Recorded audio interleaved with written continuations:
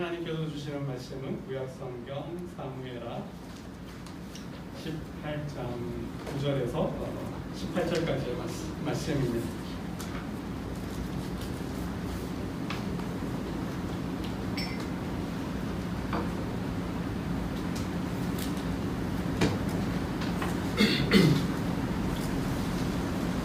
사무엘하 18장 9절에서 18절입니다. 구약성경 사무엘하 18장 9절에서 18절까지의 말씀을 한 절씩 교독합니다. 압살롬이 다윗의 부하들과 마주치니라. 압살롬이 노새를 탔는데 그 노새가 큰 상수리 나무 번성한 가지 아래로 지날 때에 압살롬의 머리가 그 상수리 나무에 걸리며 그가 공중과 그 땅 사이에 달리고 그가 탔던 노새는 그 아래로 빠져나간지라. 한 사람이 보고 요압에게 하여 이르되 내가 보니 압살롬이 상수리 나무에 달렸더이다 하니 요압이 그 알린 사람에게 이르되 내가 보고 어찌하여 당장에 쳐서 땅에 떨어뜨리지 아니하였느냐. 내가 내게 은 10개와 띠 하나를 주었으리라 하는지라. 그 사람이 요압에게 대답하되 내가 내 손에 전초기를 받는다 할지라도 나는 왕의 아들에게 손을 대지 아니하겠나이다. 우리가 들었거니와 왕이 당신과 아비새와 이때에게 명령하여 이르시되 상관 누구든지 젊은 압살롬을 해하지 말라 하시옵나이다. 아무 일도 왕 앞에는 숨길 수 없나니 내가 만일 거역하여 그의 생명을 해하였더라면 당신도 나를 대적하려 쓰리이다 하니 요압이 이르되 나는 너와 같이 지체할 수 없다 하고 손에 작은 찬 셋을 가지고 가서 상수리 나무 가운데서 아직 살아있는 압살롬의 심장을 찌르니 요압의 무기를 든 청년 10명이 압살롬을 에워싸고 쳐 죽이니라. 요압이 나팔을 불어 백성들에게 그치게 하시며 그들이 이스라엘을 추격하지 아니하고 돌아오니라. 그들이 압살롬을 옮겨다가 숲풀 가운데 큰 구멍에 그를 던지고 그 위에 매우 큰 돌 무더기를 쌓으니라. 온 이스라엘 무리가 각기 장막으로 도망하니라. 압살롬이 살았을 때에 자기를 위하여 한 비석을 마련하여 세웠으니 이는 그가 자기 이름을 전할 아들이 내게 없다고 말하였습니다. 그러므로 자기 이름을 기념하여 그 비석에 이름을 붙였으며 그 비석이 왕의 골짜기에 있고 이제까지 그것을 압살롬의 기념이라 일컫더라. 아멘. 오늘 본문은 압살롬의 죽음을 다루고 있습니다. 압살롬의 최후가 좀 허무합니다. 정말 이렇게 죽을 것이라면 이렇게 죽으려고 이 모든 일을 일으켰단 말인가 하는 생각을 하게 됩니다. 정말 영화나 드라마에서 보듯 영웅처럼 영웅답게 영웅다운 죽음을 죽었다라기보다는 좀 너무 허무하게 어처구니 없게 죽었습니다. 정말 안타깝다라는 생각이 들고요. 안타까운 죽음이다. 압살롬의 죽음은 정말 안타까운 죽음이다. 헛된 죽음이다. 정말 의미가 없는 그런 무의미한 죽음이다. 정말 무엇을 얻고자, 무엇을 보고자 하였는지 묻지 않을 수 없는데요. 꼭 그렇게 했어야만 했나, 꼭 그렇게 했어야만 했나 하는 생각을 해보게 됩니다. 정말 압살롬의 죽음의 의미를 생각하지 않을 수 없는데요. 죽음도 여러분 우리가 생각을 해봐야 합니다. 죽음도 우리가 생각을 해봐야죠. 죽음이라고 다 같은 죽음이 아니라는 말씀입니다. 죽음도 축복의 죽음이 있고요. 또 죽음이 축복이 아니라 저주인 죽음, 저주인 사람도 있다라는 것입니다. 죽음이 그냥 죽음이 아니라 죽음에도 상벌이 있어요. 사람들이 기리고 추모하고 추앙하고 그 사람의 인생을 기념하고 본받으려고 하는 그런 의미 있는 가치 있는 죽음이 있는가 하면 네, 죄송합니다. 참 잘 죽었다. 저 인생 저 사람은 차라리 없는 게 나았다. 왜 있었을까? 가룟 유다를 향해서 차라리 나지 아니하였더라면 좋았을 뻔했다. 그런 죽음, 그런 인생이 있다라는 것이죠. 그럼 오늘 본문에 압살롬의 죽음을 다루고 있는데요. 그가 어떻게 죽어요?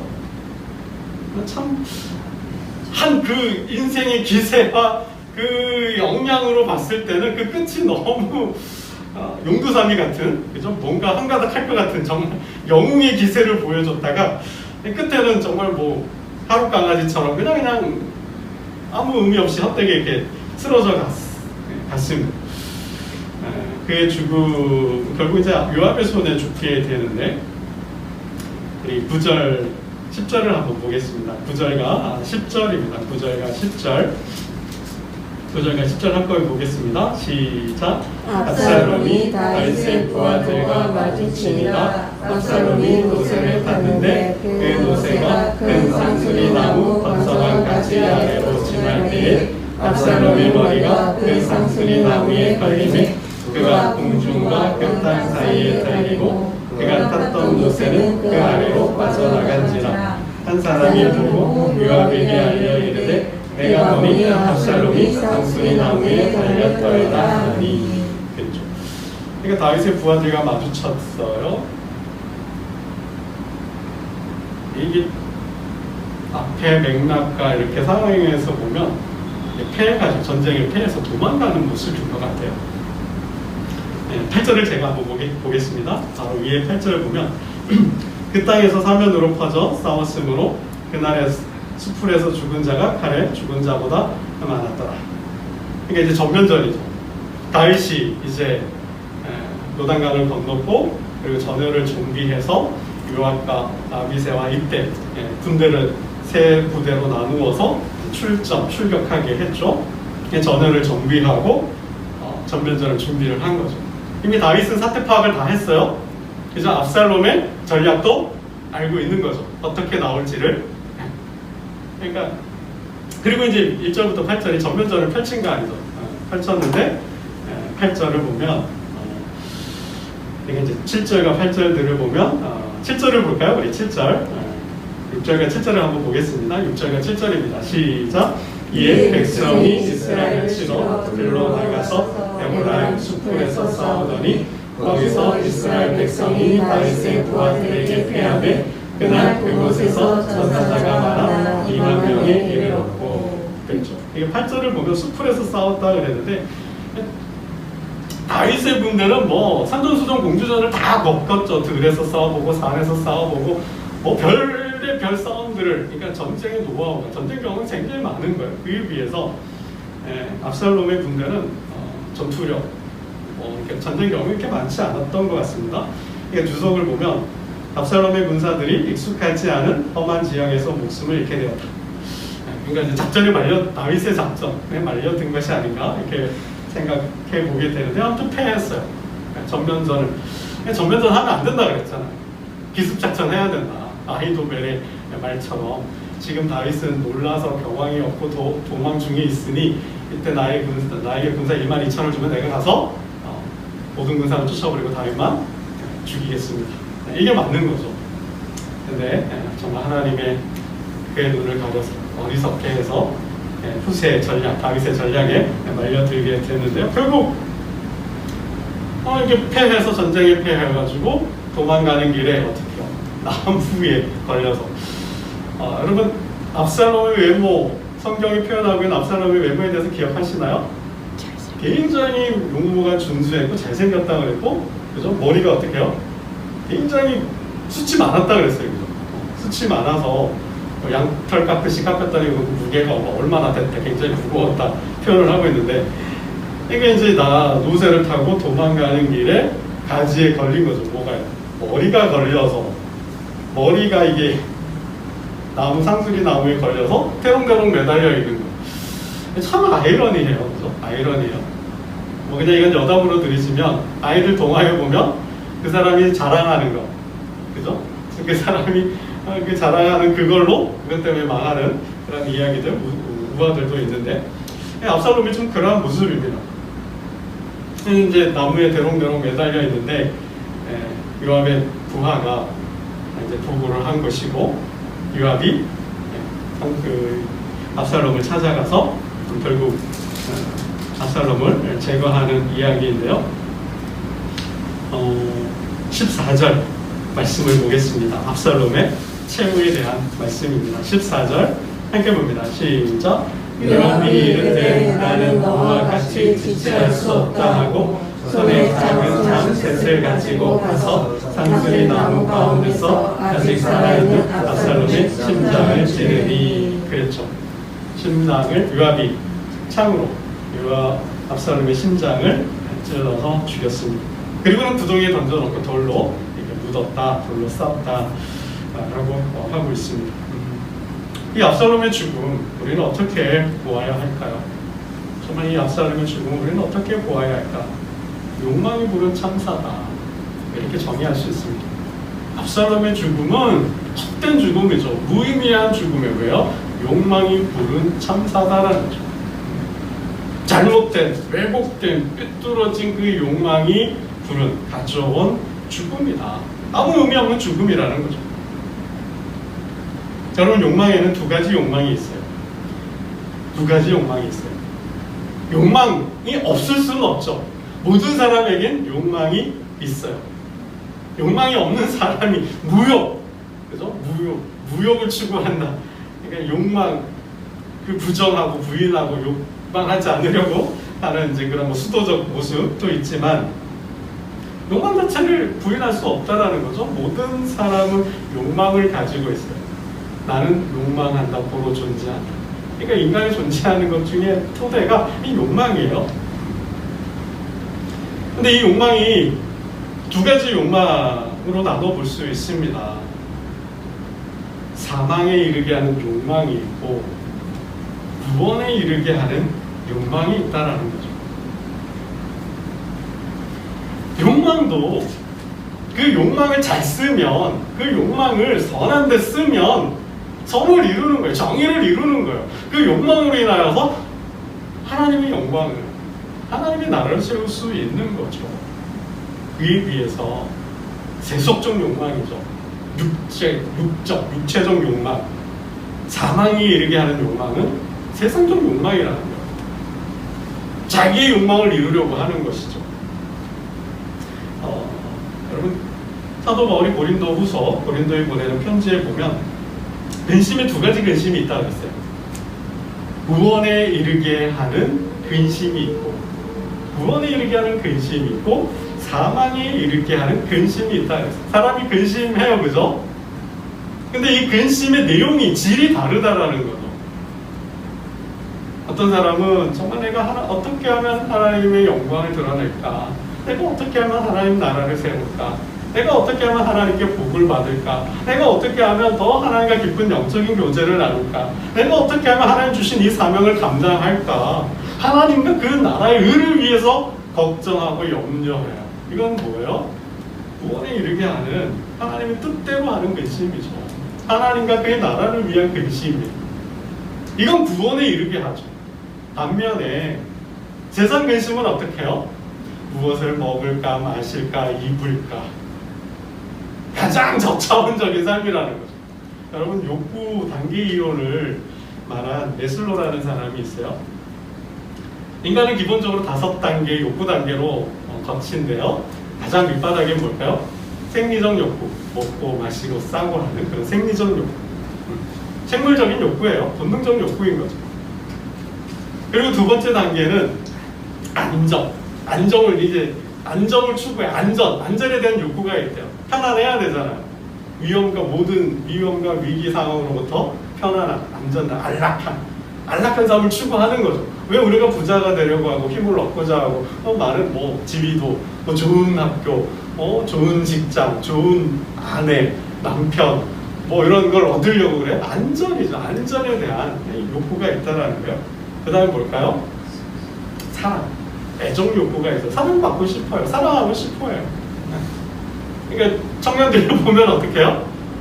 이제 좀 이제 결혼 정년기가 되기도 했지만은 뭐 삶이 좀 안정되고 뭐 집도 장만하고 좀 살만하면 어때요? 이제 뭐 결혼 생각하잖아요. 뭐 그런 거죠. 사람 이제 사랑해도 되겠다.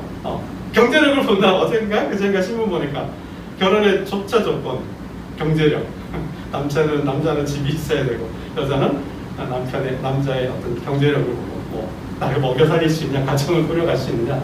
그러니까 이런 거죠. 이제 사랑할 이제 그런 어떤 삶의 토대가 마련이 되면 이제 사랑하고 싶은 생각도, 사랑해야 되겠다는 생각도 한다라는 거죠. 그리고는 뭐요? 좀 더 나아가면 존중받고 싶은, 사람들로부터 인정받고 싶은 그런 욕구가 있대요. 더 나아가면 이제 중년기를 지나서 이제 노년기 정도로 들어가게 되면 자기 실현, 이제 진정 나의 삶을, 나라는 존재, 내가 원했던, 살고 싶었던 삶, 나를 실현하기, 자기 실현이라고 그러대요. 어떤 그런 실현을 하고자 하는 욕구가 있대요. 이 메슬로라는 사람은 이 5단계의 욕구 단계로 인간을 설명을 했고요. 이 가장 밑바닥의 단계, 이 가장 밑바닥에는 욕구가 충족이 되어야만, 만족이 되어야만, 채워져야만 다음 단계로 나가는 거예요. 이 말은 무슨 말이에요? 욕구가 채워지지 않으면 가장 밑바닥에 있는다라는 거죠. 그러니까 어떻게 보면 이분의 이론에 따른다면 신앙이라는 단계도 어떻게 보면 설명해 볼 수 있을 것 같아요. 그냥 먹는 문제로, 사는 문제로 늘 걱정하고 염려하고 있는 사람이 뭐예요? 저 하나님의 뜻을 뭐 생각하겠어요? 생각할 수 있을까요? 안 되는 거죠. 못하는 거죠. 당장 끼니 걱정, 먹을 걱정, 사는 걱정 해야 되는데 뭐 신앙이 뭐 잘 믿고 먹는 뭐 어디 있겠습니까?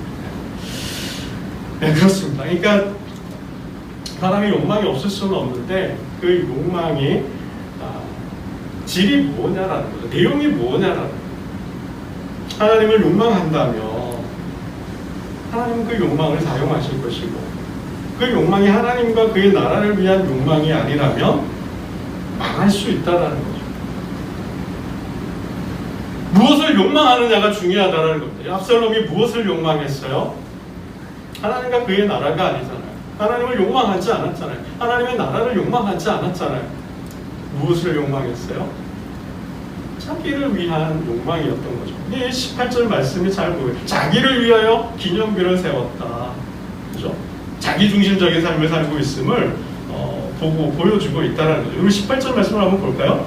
압살롬의 이 한 말씀이 압살롬이라는 사람의 모습을 단적으로 드러내는 모습인데요. 18절을 함께 보겠습니다. 시작! 압살롬이 살았을 때에 자기를 위하여 한 비석을 마련하여 세웠으니 이는 그가 자기 이름을 전할 아들이 내게 없다고 말하였음이더라. 그러므로 자기 이름을 기념하여 그 비석에 이름을 붙였으며 그 비석이 왕의 골짜기에 있고 이제까지 그것을 압살롬의 기념비라 일컫더라. 뭐예요? 무자해서 자식이 없어서 대를 이어갈 수 없어요. 근데 그래서 비석을 세웠다라는 거예요. 왜요? 누구 때문에? 무엇 때문에? 자기 때문에. 자기의 이름을 내려고. 자기를 위한 기념비를 세웠다는 거죠. 자기의 영광, 자신의 이름. 굉장히 자기 중심적이에요. 왜 이 대목이 압살롬이 왜 반역을 했는지, 왜 쿠데타를 일으켰는지를 설명할 수 있는 대목일 것 같아요. 아버지에 대한 원망, 아버지에 대한 불만, 어떤 아버지에 대한 사사로운 감정 때문에, 그 분노 때문에 다윗이 잘못했으니까, 아버지가 잘못했으니까 아버지의 원한을 복수를 한다? 이게 또 말이 안 되는 거죠. 설령 그럴 수 있죠. 부모가 잘못했다 하더라도 내게 잘못한 부모에 대해서 부모의 가슴에 칼을 겨누어요? 안 되는 거죠. 더군다나 그 나라를 찬탄하라고 하잖아요. 여러분, 압살롬의 죽음이 참사가 욕망이고, 왜 욕망일까요? 탈법이고 불법이잖아요. 천륜과 인륜을 저버리면서 도덕과 양심과, 그죠? 더 나아가서 하나님의 법을 어기면서 스스로가 왕이 되려고 했다는 거죠. 자기를 위하여 기념비를 세워 자기를 위하여 왕이 되려고 했다라는 거죠. 이게 욕망이라는 거죠. 이거는 세속적 욕망이에요. 사망에 이르는 욕망이라는 사실입니다. 여러분, 우리가 하나님도 욕망을 해야 돼요. 더 알려고 하고, 복도 더 받으려고 하고, 더 믿음도 깊어지려고 하고, 그 사명을 감당하려고 해야 돼요. 주님도 뭐요? 천국은 침노하는 자의 것이라 그랬어요. 천국도 침노해야 한다라고 그랬어요. 뭘로 침노해요? 복음으로, 말씀으로. 그 복음으로 우리가 천국을 그리고 그 복음을 통해서 천국의 삶을 살고 그 복음을 통해서 천국의 삶을 삶으로 천국을 얻고 경험하고 선포하고 전하고 증거하는 여기에 대한 열망이죠. 이게 욕심이죠. 하나님을 향한 욕심, 거룩한 욕심이라고 부르고 싶어요. 근데 뭐요? 이 경쟁이 돼서 시샘이 되고 질투가 되고 다툼이 되면 안 되는 거예요. 철저하게 하나님과 나의 관계 속에서 하나님을 욕망하는 거예요. 그의 나라를 욕망하는 거예요. 그의 나라를 실현시키려고 하는 거예요. 이러한 열심과 열이, 이거는 선한 것이죠. 이러한 욕망은 있어야 돼. 이런 욕망 없으면 인간이 추동할 수가 없어요. 동기화가 부여가 안 되는 거예요. 그런데 뭐예요? 하나님과 그의 나라를 위한 욕망이 아니라 개인의 사적인 욕망, 욕구라는 거죠. 이 압살롬의 욕망이 바로 그러한 개인적 욕망이었기 때문에, 세속적 욕망이었기 때문에 망할 수밖에 없었다라는 것이죠. 여러분, 그렇다고 우리가 욕망은 사망에 이르기 때문에 욕망하면 안 된다? 그건 아니죠. 욕망하면 안 되니까 세상을 떠나야 된다? 속세를 떠나서 산에 가서, 산골짜기에 가서, 깊은 산속 가서 살아야 된다? 그런 말씀은 아니에요. 오해하시면 안 돼요. 세상을 떠나서 세상 없이 살라는 말은 아니에요. 수도승처럼 깊은 산골짜기에 들어가서 청산의 살겠다, 청산의 열매를 먹으면서 그렇게 산 사람으로 살라는 그런 말씀은 절대 아니에요. 분명히 성경은 주님도 말씀하시죠. 사람이 떡도 먹어야 되고 말씀도 먹어야 돼. 두 개 다 먹어야 되는 거죠. 뭐가 문제요? 우선순위 문제라는 거죠. 우선순위 문제, 순서의 문제라는 거예요. 우리의 관심과 삶의 태도, 우리의 관심과 태도가, 삶의 방향이, 삶의 목적이 어디에 있느냐, 우리의 마음을 어디에 두었느냐의 문제라는 거예요. 우리의 마음이 하나님께 있느냐, 아니면 우리의 마음이 세상에 있느냐. 광야 이스라엘 백성들을 참 좋은 예이죠. 이스라엘 백성들은 어디로 가야 돼요? 미래로, 앞으로 가나안 땅을 향해 가야 되는데 그들은 어디예요? 앞으로 가지 않고 늘 뒤로만 가려고 했잖아요. 애굽으로 가려고 했어요. 각으로 가려고 했어요. 퇴보하려고 했다라는 거죠. 여러분, 이 문제라는 거예요. 이 문제.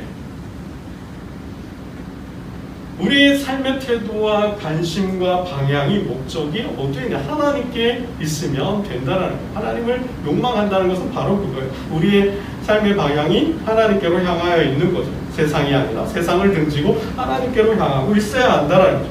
예수님 분명히 말씀하시죠. 먼저가 중요하다는 거예요. 먼저 그의 나라와 의를 구하면 어떻게 돼요? 이 모든 것을 더하여 주신다. 먹지 말라는 거 아니죠. 그죠? 먹지 말라는 게 아니에요. 추구하지 말라는 게 아니잖아요. 순서의 문제. 먹어야 돼. 입어야 돼. 그죠? 살 집도 있어야 돼. 이거 있어야 되는데 그것만 바라보고 그것만 추구하고 내가 뭘 먹느냐, 마시느냐, 어디서 사느냐 이것만 걱정하면 그건 뭐야? 욕망이라는 거죠. 그건 욕망이라. 하나님 없이 사는 걱정만 하면 무엇을 먹을까, 마실까, 입을까, 이게 될까, 내가 어떻게 하면 돈을 벌까, 어떻게 하면 승진하고, 어떻게 하면 권력을 얻고, 어떻게 하면 인기를 얻고, 어떻게 하면 내가 좀 더 편하고 안락하게 살까, 영통 관심이 여기에만, 이것만 있으면 욕망이라는 거예요. 이 욕망 결국 뭐예요? 결과는 지난 주일에도 말씀드렸던 것처럼 음부 그게 뭐예요? 탕자의 삶이라는 거죠. 탕자가 온통 생각하는 건 뭐예요? 원리 타고 가서 돈 쓸 생각만, 누릴 생각만, 놀 생각만, 쾌락을 생각했잖아요. 그것밖에 없잖아요. 그 삶에 무슨 하나님과 영광과 나라와 어떤 타인의 삶이 있어요? 조금도 없지 않습니까? 그건 욕망이라는 거예요. 욕심이라는 거죠. 그 삶의 마지막은 음부라는 거죠. 그럼 오늘 본문에 압살롬이 말하고 있는, 그의 죽음이 말하고 있는 게 그거라는 거죠. 여러분, 하나님은 사명을 주셔요. 하나님과 그의 백성에게, 그죠? 하나님의 백성에게 사명을 주시고 그 사명을 이룰 수 있는 능력을 주신다는, 그 사명을 이룰 수 있는 능력을 주시는 거죠. 그게 뭐야? 사회적 지위, 왕권이든 총리의 자리든 총독의 자리든 선지자의 자리든 그 사명을 감당할 수 있는 환경과 여건을 열어주시죠. 사람을 붙여주셔요. 그 일을 할 수 있는 재력, 경제력을 더하여 주시는 거죠. 인력을, 사람을 보내주시고 동력자를 보내주시고 그 일을 할 수 있는 힘, 능력, 권세를 더하여 주시는 거죠. 여러분, 그래서 그의 나라와 하나님과 그의 나라, 사명에 초점을 맞추고 있으면 무엇을 먹을까 마실까는 뭐요? 자연히 더불어 따라오는 것이죠. 여러분, 다윗과 압살롬의 차이가 바로 여기에 있는 거죠. 여러분, 다윗이 처음부터 왕이 되려고 했나요? 한번 생각해요. 다윗이 처음부터 왕이 되려고 해서 왕을 꿈꿨어요? 왕 되고 싶다고 그랬나요? 아, 나의 꿈은 왕이야. 이스라엘의 왕이 되는 것이 나의 꿈이야. 나의 계획이야. 여러분, 다윗이 그렇게 말하고 선포한 적이 있는가요? 없죠. 왕조 시대에서 다윗이 왕이 될 수 있는 일은 없는 거예요. 그렇죠? 이건 왕통이 아니니까. 왕의 피를 받지 않았으니까 그는 절대 왕이 될 수가 없어. 왕조 시대에 왕이 될 수 있는 것은 뭐야? 혁명이죠. 역성혁명밖에 없는 거 아니에요. 근데 다윗이 왕이 됐어요? 어떻게 왕이 됐어요? 왕을 꿈꿨기 때문에? 왕을 탐하였기 때문에? 왕이 되고 싶어 했기 때문에? 절대 아니잖아요.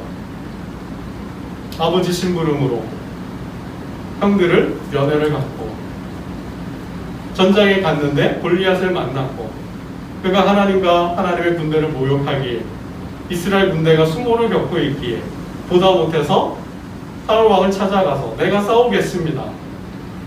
그리고 이겼고 사울의 신하가 되고 사울이 악신이 들어서 점점 하나님을 떠나고 말씀을 버림으로 하나님께 버림받았어요.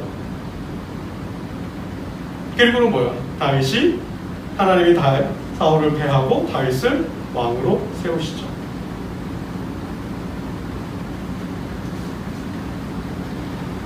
다윗은 왕이 될 수가 없었고 왕이 될 생각도 욕심도 없었어요. 그러나 하나님은 다윗을 왕으로 세우셨다라는 거예요. 이게 압살롬하고 다윗의 차이죠. 다윗은 도망 중에 왕이 될 수 있는 리더십과 왕이 될 수 있는 자질과 통목을 갖추게 됩니다. 오늘 압살롬의 반역 속에서도 전면전에서 승리할 수 있었던 건 뭐예요? 그 과거의 그 삶이잖아요. 그 삶이 힘이 되는 거죠. 이길 수 있는 근거가 되는 거죠. 여러분, 압살롬은 어떻게, 왜 욕망이에요? 자신이 스스로 왕이 되기 위해서 왕과 백성 사이에 이간질하죠. 백성들의 마음을 훔치잖아요. 법무와 술수를 통해 사기쳐서 백성들의 마음을 훔치잖아요. 그리고는 사람들을 이용해서 자신의 계략에 의해서 반역을 일으켰고 자신을 동조하는 그 악의 세력들을 통해 스스로 왕이 되려고 하죠. 여러분, 뭐예요? 이것은 하나님의 심판을, 징계를 받을 수밖에 없다라는 것입니다. 이 욕망이에요. 순리. 하나님은 철저하게 하나님의 사랑, 일꾼을 세우실 때 순리대로 하나님의 말씀대로 가게 하시는 거죠. 여러분, 요셉이 내가 애굽의 총리가 되어야 될 꿈을 꿨을까요? 계획했나요? 아니잖아요. 형들의 미움 때문에 그냥 애굽에 팔려갔어요. 종살이 하는 거예요. 그 주인의 아내의 모함으로 인해서 제가 나를 덮치려 했다, 범하려 했다. 그 한마디 때문에 감옥 갔어요. 근데 하나님 어떻게 해요? 정말 시골 산골 총구석에 있던 베들레헴 총구석에 있던 다윗을 세상 밖으로 불러내셨듯이 하나님은 그 감옥에서 요셉을 불러내시잖아요. 총리가 되잖아요. 여러분, 우리의 삶이 그러해야 우리가 하나님 중심으로 그의 나라를 이루려 할 때 하나님은 뭐요? 지위를 주시는 거예요. 권세를 주시는 게 능력을 주시는 거잖아요. 여러분, 그게 느헤미야가 그랬잖아요. 느헤미야가 예루살렘이 해파됐어요. 불에 탔어요. 예루살렘을 꿈꾸고 하나님 저를 보내주십시오. 제가 가서 예루살렘을 다시 회복하겠습니다. 그를 뭘로 세워요? 총독으로 세워서 총독으로 보내지 않습니다. 여러분, 이거죠. 이거는 우리가 하나님과 그의 나라를 꿈꾸고 그의 나라를 이루려 할 때 하나님은 뭐예요? 지위도 주시고 권력도 주시고 사람도 붙여주시고 그걸 이룰 수 있는 모든 능력을 다 주시는 거죠. 우리의 삶이, 우리의 신앙이 그러한 삶으로 살고 있느냐라는 거죠. 우리는 내가 하려고 하고 내가 가지려고 하고 이루려고 하고, 여러분 깊이 생각해요. 무엇을 우리는 욕망하고 있는가? 무엇을 욕망하고 있는가? 하나님을 욕망하느냐 아니면 내가 세상을 욕망하고 있느냐? 여러분, 이게 굉장히 중요하다는 말씀입니다.